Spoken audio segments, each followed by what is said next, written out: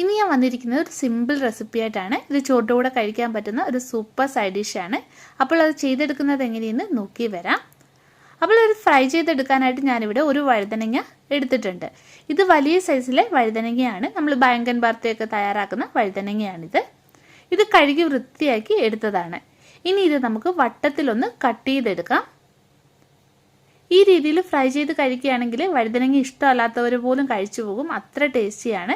ചെറിയ സൈസ് വഴുതനങ്ങ വെച്ചിട്ടും ഇതുപോലെ നിങ്ങൾക്ക് ചെയ്തെടുക്കാവുന്നതാണ്. അപ്പോൾ വഴുതനങ്ങ കട്ട് ചെയ്ത് ഒരു പാത്രത്തിൽ ഇട്ടിട്ടുണ്ട്. ഇനി ഇതിലേക്ക് നമുക്ക് 1/2 ടീസ്പൂണ് മഞ്ഞൾപ്പൊടി ചേർക്കാം. 1 ടേബിൾ സ്പൂണ് മുളക് പൊടി. ഇത് അധികം എരിവില്ലാത്ത മുളക് പൊടിയാണ്. മുളക് പൊടി നിങ്ങളുടെ എരിവിനനുസരിച്ചിട്ട് ഇട്ട് കൊടുക്കുക. പിന്നെ 1/2 ടീസ്പൂണ് കുരുമുളക് പൊടി, 1/2 ടീസ്പൂണ് മല്ലിപ്പൊടി. ഇനി ആവശ്യത്തിന് ഉപ്പുകൂടി ഇതിൽ ചേർത്ത് കൊടുക്കുക. ഇനി ഇതെല്ലാം ഒന്നുകൂടെ ഒന്ന് മിക്സ് ചെയ്യാം. ഇനി ഇതിലേക്ക് സ്വല്പം വെള്ളം തളിച്ചിട്ട് ഈ മസാലയെല്ലാം വഴുതനങ്ങയിലേക്ക് നല്ലോണം ഒന്ന് പുരട്ടി കൊടുക്കുക. എല്ലാ പീസിലും നല്ലോണം പുരട്ടി കൊടുക്കണേ.